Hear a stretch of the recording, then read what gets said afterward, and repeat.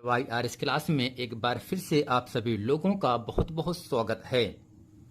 तो दोस्तों, आज की इस वीडियो में मैं आप लोगों के सामने कक्षा 10 विषय विज्ञान, जैसा कि दोस्तों विज्ञान को 3 भागों में बांटा गया है, रसायन विज्ञान, भौतिक विज्ञान और तीसरा दोस्तों आपका है जीव विज्ञान।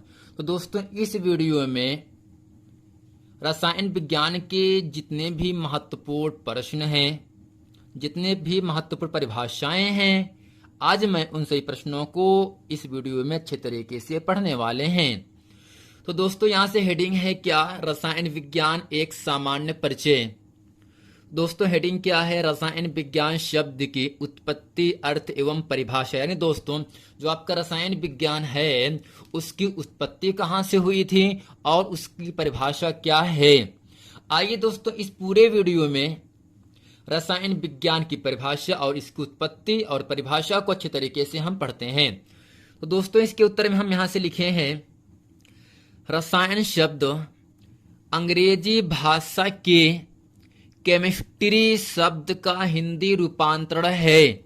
यानी दोस्तों जो आपका रसायन शब्द है वो अंग्रेजी भाषा के केमिस्ट्री शब्द का हिंदी रूपांतरण है।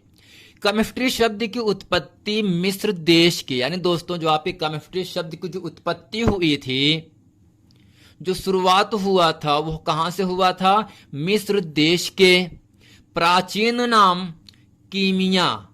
यानी दोस्तों केमिस्ट्री शब्द की उत्पत्ति मिस्र देश के प्राचीन नाम कीमिया शब्द से हुई है।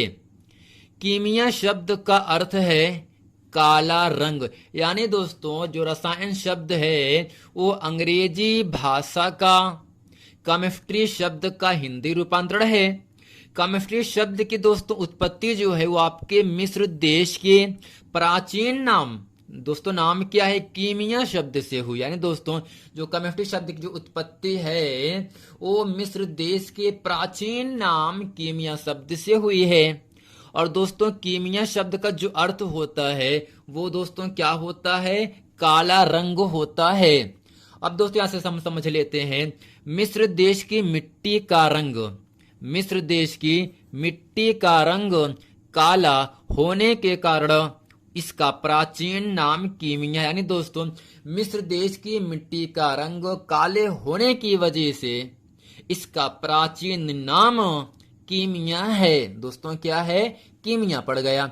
अब दोस्तों यहाँ आपका हेडिंग आपके सामने आ जाता है, यहां से मिस्र रसायन शब्द का प्रयोग प्राचीन काल में एक काला रूप में होता रहा। यानी दोस्तों मिस्र रसायन शब्द का प्रयोग यानी इस्तेमाल प्राचीन काल में, बहुत पुराने जमाने में, दोस्तों प्राचीन माने पुराना होता है, काल माने समय होता है।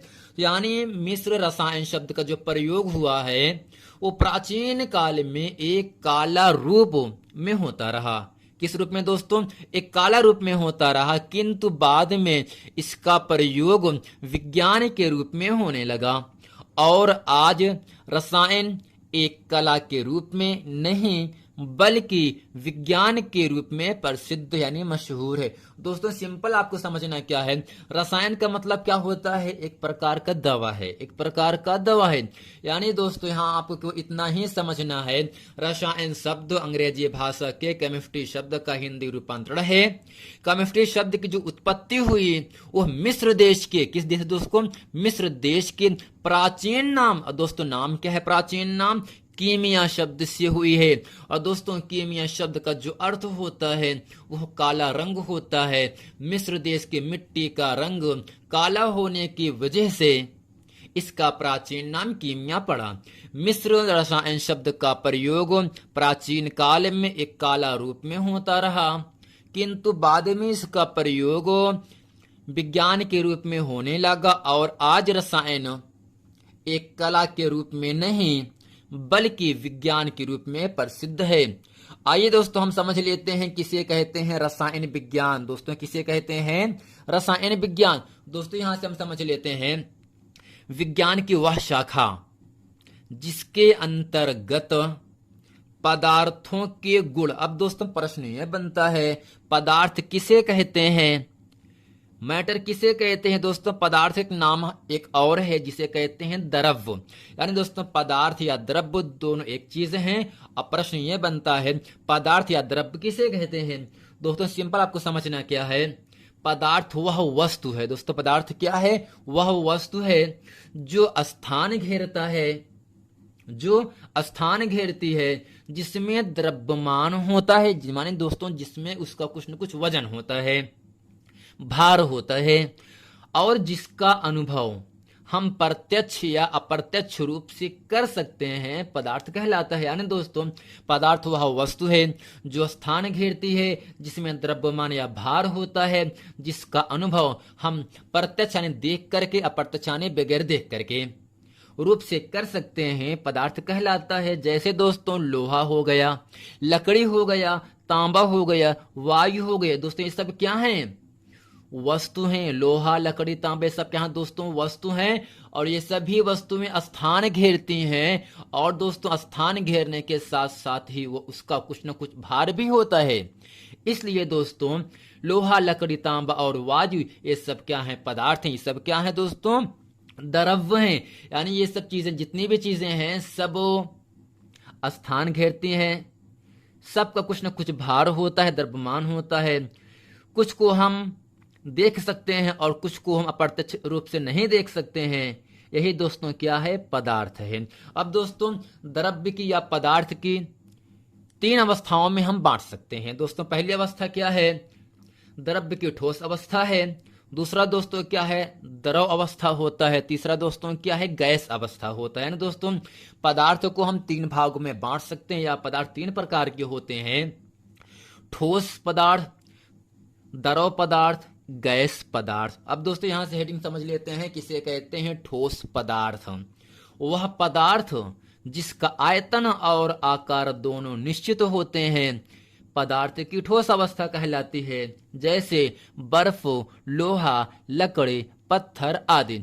यानी दोस्तों पदार्थ की वह अवस्था जिसमें उसका आयतन और आकार दोनों निश्चित होते हैं, पदार्थ की ठोस अवस्था कहलाती है। दोस्तों लोहा, लकड़ी, पत्थर, यानी दोस्तों लोहा, लकड़ी, पत्थर को हम चाहे जहां लेके जाएंगे वो उतना ही स्थान घेरेगा जितना पहले से है। उसका वजन उतना ही रहेगा, चाहे हम बॉम्बे लेके चाहे जहां लेके जाएंगे लोहा, लकड़ी, पत्थर को, वो स्थान उतना ही घेरेगा और उसका दोस्तों वजन उतना ही रहेगा। दोस्तों अगर लोहा, लकड़ी, पत्थर स्थान बराबर घेर रहा है, चाहे जहां लेके जाएंगे उसका वजन, उसका वेट उतना ही है, तो ऐसे दोस्तों पदार्थों को हम कहते हैं ठोस पदार्थ कहते हैं। अब दोस्तों दूसरा क्या है? द्रव अवस्था। पदार्थ की वह अवस्था जिसका आयतन निश्चित होता है परंतु आकार अनिश्चित होता है, द्रव अवस्था कहलाती है। यानी दोस्तों पदार्थ की वह अवस्था जिसमें पदार्थ का आयतन तो निश्चित लेकिन आकार अनिश्चित रहे, उसे दोस्तों हम क्या कहते हैं? द्रव अवस्था कहलाती है। और इसे जिस बर्तन में रखा जाता है उसी का आकार ग्रहण कर लेता है। जैसे दोस्तों तेल है, जल है, पारा है आदि है। सिंपल दोस्तों समझना क्या है, जैसे आपके पास जल है, पानी है। जब पानी को दोस्तों हम बोतल में रखते हैं तो वो खड़े के रूप में आपको दिखता है, लेकिन अगर उसी पानी को हम किसी पात्र में, किसी भगोले में अगर रखते हैं तो पानी फैल जाता है। दोस्तों वजन तो उतना ही रहेगा, चाहे वो बोतल में जितना हो और चाहे उस पानी को हम किसी बर्तन में पलटेंगे तो उसका जो दोस्तों जो वजन होगा उतना ही रहेगा, लेकिन आकार क्या होता है? चेंज हो जाता है। पहले रूप में खड़े खड़े के रूप में था, लेकिन जब उसको किसी बर्तन में रखते हैं तो उसका आकार दोस्तों फैल जाता है। यानी दोस्तों जैसे मान लीजिए कि यहाँ पर कोई बोतल है, इसमें पानी भरा गया है, जितना पानी इसमें भरा गया है अगर इसी पानी को हम इस बर्तन में पलटेंगे तो उसका आकार ऐसे दोस्तों फैल जाता है। और दोस्तों पानी तो उतना ही है लेकिन आकार क्या हो गया? चेंज हो गया है। तो दोस्तों सिंपल क्या समझना है? पदार्थ की वह अवस्था जिसमें पदार्थ का आयतन तो निश्चित रहे परंतु आकार अनिश्चित रहे, उसे दोस्तों हम क्या कहते हैं? द्रव अवस्था कहलाती है। और इसे हम जिस बर्तन में रखा जाता है उसी का रूप, उसी का आकार ग्रहण कर लेता है। जैसे दोस्तों तेल है, जल है, पारा है, मिट्टी का तेल, कैरोसिन, जितने भी चीजें बहने की चीजें हैं वो सभी चीजें द्रव अवस्था के अंतर्गत आते हैं। अब दोस्तों हम समझ लेते हैं किसे कहते हैं गैस अवस्था। पदार्थ की वह अवस्था जिसका आयतन और आकार दोनों अनिश्चित होते हैं पदार्थ की गैस अवस्था कहलाती है। जैसे ऑक्सीजन, हाइड्रोजन, जलवाष्प यानी गैस या भाप आदि। यानी दोस्तों पदार्थ की वह अवस्था जिसमें आयतन और आकार दोनों अनिश्चित होते हैं पदार्थ की गैस अवस्था कहलाती है। ऑक्सीजन, हाइड्रोजन, नाइट्रोजन, सल्फर ये सब क्या है दोस्तों? जलवाष्प हो गया, भाप हो गया, ये सब क्या है? गैस अवस्था है। इनका कोई आकार और इसका कोई वजन नहीं होता है, तो इसलिए दोस्तों इसे क्या नाम दिया गया? गैस अवस्था। दोस्तों सिंपल क्या समझना है, पदार्थ की 3 अवस्थाएं होती हैं, ठोस अवस्था, द्रव अवस्था, गैस अवस्था। ठोस अवस्था में आयतन और आकार दोनों निश्चित होते हैं। द्रव अवस्था में आयतन तो निश्चित लेकिन आकार अनिश्चित होता है। लेकिन गैस अवस्था में आयतन और आकार दोनों अनिश्चित होते हैं। तो दोस्तों उम्मीद करते हैं पदार्थ आप समझ गए होंगे। यानी वह वस्तु, पदार्थ वह वस्तु है जो स्थान घेरती है, जिसमें द्रव्यमान होता है, जिसका अनुभव प्रत्यक्ष या अप्रत्यक्ष रूप से कर सकते हैं, पदार्थ कहलाता है। लोहा, लकड़ी, तांबा ये सभी स्थान घेरते हैं, इसका कुछ न कुछ वजन होता है। इन सभी पदार्थों को हम क्या कहते हैं? पदार्थ। यानी सिंपल दोस्तों समझना क्या आपको है, दैनिक जीवन में आप अपने आंख की सहायता से जितनी भी चीजें देखते हो सभी पदार्थ ही हैं। दोस्तों यहां हम पहुंचे क्या हैं? विज्ञान की वह शाखा जिसके अंतर्गत पदार्थों के गुण, संगठन यानी वो किससे किससे मिलकर के बना है, संरचना यानी उसकी बनावट तथा उनमें परिवर्तनों का अध्ययन किया जाता है, रसायन विज्ञान कहलाता है। यानी दोस्तों विज्ञान की वह शाखा जिसके अंतर्गत पदार्थों के गुण, संगठन एवं संरचना तथा उनमें परिवर्तनों का अध्ययन किया जाता है, रसायन विज्ञान कहलाता है। अब दोस्तों हम समझ लेते हैं किसे कहते हैं परिवर्तन। दोस्तों पदार्थ या द्रव्य में किसी भी प्रकार का बदलाव होना ही परिवर्तन कहलाता है। यानी दोस्तों पदार्थ या द्रव्य में किसी भी प्रकार का बदलाव होना परिवर्तन कहलाता है। परिवर्तन 2 प्रकार का होता है, भौतिक परिवर्तन और दोस्तों दूसरा आपका है रासायनिक परिवर्तन। दोस्तों किसे कहते हैं भौतिक परिवर्तन? ऐसा परिवर्तन जिसमें उस पदार्थ का रासायनिक संगठन, आणविक संरचना नहीं बदलता है, भौतिक परिवर्तन कहलाता है। दोस्तों भौतिक परिवर्तन होता क्या है? किसी पदार्थ की उपस्थिति की वजह से वह कुछ समय के लिए अपना लक्षण खो देता है, लेकिन दोस्तों उस पदार्थ को हटाते ही वह अपने मूल अवस्था में जिस रूप में पहले था उस रूप में आ जाता है। जैसे सिंपल समझना आपको है, से आपके पास कोई गुब्बारा है, जब दोस्तों गुब्बारों को फुला देते हैं तो वो फैल जाता है, लेकिन जब गुब्बारे को फुलाने के बाद उस पर हाथ रखते हैं तो उसका आकार चेंज हो जाता है। लेकिन जब उस गुब्बारे पर से अपने हाथ को हटा लेते हैं तो उसका आकार वैसे जैसे पहले था वैसे हो जाता है। यानी ऐसा परिवर्तन जिसमें उस पदार्थ का रासायनिक संगठन, आणविक संरचना नहीं बदलता, भौतिक परिवर्तन कहलाता है। भौतिक परिवर्तनों में किसी पदार्थ की उपस्थिति से अर्थात उस पर हाथ लगाने से, वो गुब्बारे पर हाथ लगाने से उसका कुछ लक्षण हट जाता है, लेकिन हाथ को हटाने से गुब्बारा पहले जिस अवस्था में था उस अवस्था में आ जाता है। दोस्तों यही क्या है भौतिक परिवर्तन? दोस्तों जल को, या इस तरह से हम समझ सकते हैं, जल को गर्म करने पर यानी पानी को गर्म करने पर वह वाष्प में अर्थात भाप में, और दोस्तों वाष्प को ठंडा करने पर द्रव में, और दोस्तों द्रव को ठंडा करने पर ठोस में बदल जाता है। दोस्तों सिंपल समझना क्या है, जल को गर्म करने पर वह भाप में बदल जाता है, भाप को ठंडा करने पर यानी वाष्प को ठंडा करने पर द्रव में बदल जाता है। दोस्तों द्रव को यानी पानी को ठंडा करने पर ठोस अर्थात बर्फ में बदल जाता है। अतः यह एक भौतिक परिवर्तन है। दोस्तों आकार में परिवर्तन भी हम कह सकते हैं या रंग में परिवर्तन कर सकते हैं। दोस्तों अब कैसे परिवर्तन करते हैं? रंग में हम प्लेटिनम का तार या लोहे का तार को दोस्तों हम गर्म करने पर वह लाल हो जाता है। यानी दोस्तों प्लेटिनम के तार हो या आपके पास या लोहे को गर्म करने पर वह लाल हो जाता है, किंतु ठंडा करने पर वह अपनी मूल अवस्था में आ जाता है। दोस्तों जैसे आपके पास कोई लोहा है, जब उसको दोस्तों गर्म करते हैं वो लाल हो जाता है, लेकिन जब उसको हम ठंडा कर देते हैं वह अपनी जिस अवस्था में पहले से था उस अवस्था में आ जाता है। अतः यह दोस्तों क्या है, एक आपका भौतिक परिवर्तन हो जाता है। या दोस्तों ताप में हम लिख सकते हैं परिवर्तन कैसे करेंगे, वैद्युत धारा प्रवाहित कराने पर यानी दोस्तों करंट को प्रवाहित कराने पर बल्ब का तंतु लाल होकर प्रकाश में अर्थात जल जाता है। विद्युत धारा बंद करने पर यह पुनः मूल अवस्था में यानी बंद हो जाता है।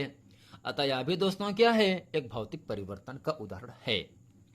दोस्तों एक और आपको हम समझा सकते हैं यहां से, पदार्थ का चुंबकन साधारण लोहे या कॉपर के छड़ या तार में चुंबक का गुण नहीं होता है, किंतु इसमें विद्युत धारा प्रवाहित कराने पर चुंबक का गुण आ जाता है, किंतु विद्युत धारा बंद करा देने पर यह गुण समाप्त हो जाता है। तो दोस्तों यह सब क्या है, भौतिक परिवर्तन का उदाहरण है। यानी आकार में परिवर्तन, रंग में परिवर्तन, ताप में परिवर्तन, पदार्थों का चुंबकन, ये सब क्या है दोस्तों, भौतिक परिवर्तन के उदाहरण है। दोस्तों उम्मीद करते हैं ये पूरा प्रश्न वीडियो अच्छे तरीके से आप लोगों को समझ में आ गया होगा। दोस्तों रसायन विज्ञान की उत्पत्ति एवं उसकी परिभाषा, रसायन विज्ञान किसे कहते हैं, पदार्थ किसे कहते हैं, पदार्थ कितने प्रकार के होते हैं, परिवर्तन किसे कहते हैं, परिवर्तन कितने प्रकार के होते हैं, इस वीडियो में इन सभी प्रश्नों को अच्छे तरीके से आप लोग समझ गए होंगे। ये दोस्तों आपको यह वीडियो पसंद, तो वीडियो को लाइक, सब्सक्राइब और शेयर करना ना भूलें। मिलते हैं फ्रेंड नेक्स्ट वीडियो में, तब तक के लिए थैंक यू।